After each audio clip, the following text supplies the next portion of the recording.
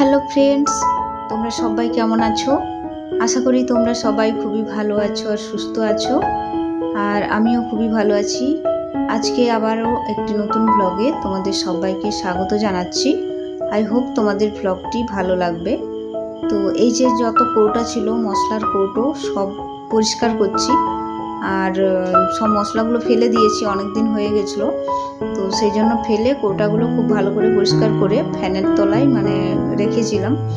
তো সেগুলো খুব সুন্দর করে এখন শুকনো হয়ে গেছে। তো যে যার কৌটোর ঢাকনাগুলো লাগিয়ে দিলাম আর কৌটোগুলোকে সরিয়ে নিচ্ছি। আর প্রত্যেক দিন তোমরা আমার ব্লগ ভিডিও দেখতে পারবে সকাল 8:30 থেকে। তো অবশ্যই তোমরা আমার ভিডিওর পাশে থেকো, আর যদি ভালো লাগে অবশ্যই লাইক করে দিও। তারপরে এই যে ঘরটা একটু পরিষ্কার করে নেব। তো তার জন্য মাদুরটা পাতা ছিল, সেটা তুলে নিলাম। আর এই মাদুরটা আমার পাতাই থাকে, কি বলতো, যাতে নোংরাটা কম হয়।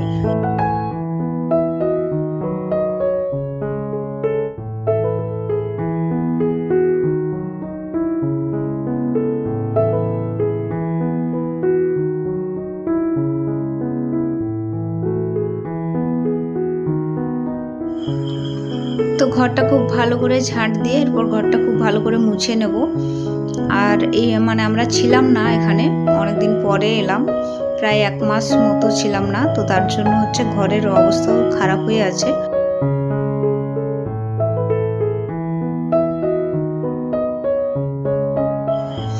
আর আমরা বেশিরভাগটা সময়টাই স্ট্যান্ড ফ্যান চালাই।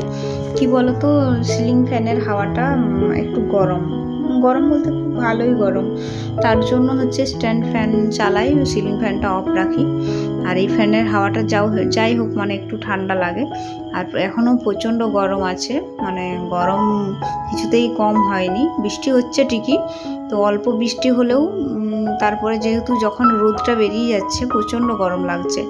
তো কিছু করার নেই, গরমের সময় তো গরম হবেই।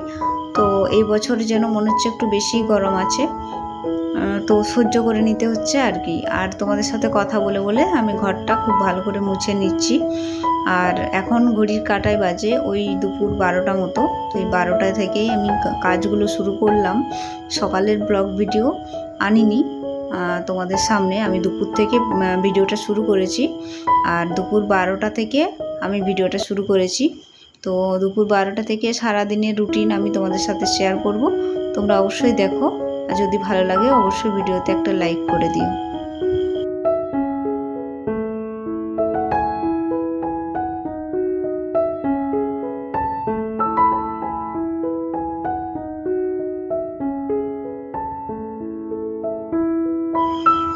খাটের নিচগুলোতে প্রচণ্ড নোংরা থাকে, ঝাঁট দিলেও খুব ভালো করে মোছা হয় না। তার জন্য বসে করে খুব ভালো করে মুছে নিতে হচ্ছে। আর দেখবে ঝাঁট দিলে যতটা না পরিষ্কার মনে হয়, যদি একটু মুছে নেওয়া হয় তাহলে কিন্তু যাও একটু ধুলোবালি থাকে সেটাও থাকে না। তো তার জন্য ঘরটা খুব ভালো করে মুছে নিলাম, খাটের নিচে সব কিছুটাই ভালো করে মুছে নিলাম। তারপরে চলে এলাম, কিছু বাসন ছিল সেগুলোকে ধুয়ে নিতে। আর সকালবেলায় যেহেতু খাওয়া দাওয়া করা হয়েছে, তো চা খাওয়া হয়েছিল এমনি। তারপরে আমার হাজব্যান্ড স্কুলে গেল, সে খেয়ে গেছে। তো ওই বাসনগুলো পড়েই ছিল, তো সেগুলো ধোয়া হয়নি। তো ভাবলাম যেহেতু স্নান করতে যাব, তো তার আগে এখন বাসনগুলো খুব ভালো করে ক্লিন করে নিই।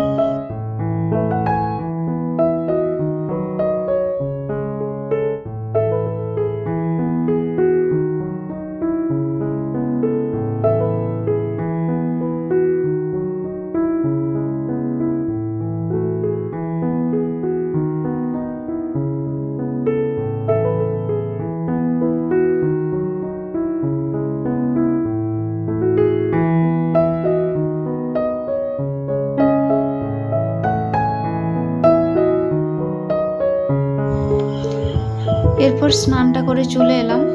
স্নান করে একটু খেয়ে দিয়ে এখন একটু বিশ্রাম নিতে হবে, কারণ সারাদিন খাটাখাটনি হচ্ছে। এখন ওই দুপুর 1:30 নাগাদ বাজে, দুটো বাজতে যাচ্ছে আর কি। তো এই সময় ভাবছি যে আর কোনোরকম কোনো কাজ করব না, খেয়ে দিয়ে একটু রেস্ট নেব। একটু ঠাকুর পুজো করে খেয়ে দিয়ে রেস্ট নিয়ে নেব। তারপর বিকেলে আসছি। তো ঘুম থেকে উঠে একটু বাজারে গেছিলাম কিছু সবজি আনার জন্য, তো সেই ভিডিও তোমাদের সামনে তুলে ধরতে পারিনি। তোমরা যদি ওইরকম ভিডিও দেখতে চাও অবশ্যই আমাকে কমেন্টে জানিও। তারপরে এসে এই যে ভাতটা বসিয়ে দিলাম। আর রাত্রেবেলা আমরা এখন একটু ভাত খাচ্ছি, যেহেতু গরম তাই রুটিটা খাচ্ছি না, শীতকাল হলে রুটিটা খাওয়া হতো। তো এদিকে ভাত বসিয়ে দিয়েছি, তো ভাতের জন্য জল যেহেতু দিয়ে দিয়েছি আর জলটা গরম হয়ে গেছে, তো এখন চালটা ছেড়ে দেব। আর আজকে কি রান্না হবে সেটাই ভাবছিলাম, তো দেখলাম সেরকম কিছু খেতে ইচ্ছা করছে না গরমে। তো তারপরে মনে হলো যে না, একটা ডিম সেদ্ধ করতে দিয়ে দিই, ডিম আর আলুর ঝোল করে দেবো। আর কোনো সেরকম কোনো রান্না করব না, ডিম আলুর ঝোল আর ভাত, ব্যাস আজকে এই দিয়েই আজকে আমাদের বেরিয়ে যাবে।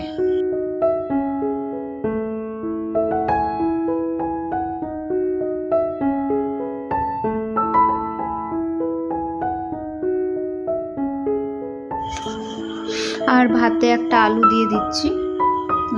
আর ডিমটা ওই হাঁড়িটা যে পাশে বসিয়েছি তার উল্টো দিকে দেখো একটা সসপ্যান বসানো আছে, সসপ্যানের মধ্যে একটা ডিম দেওয়া আছে।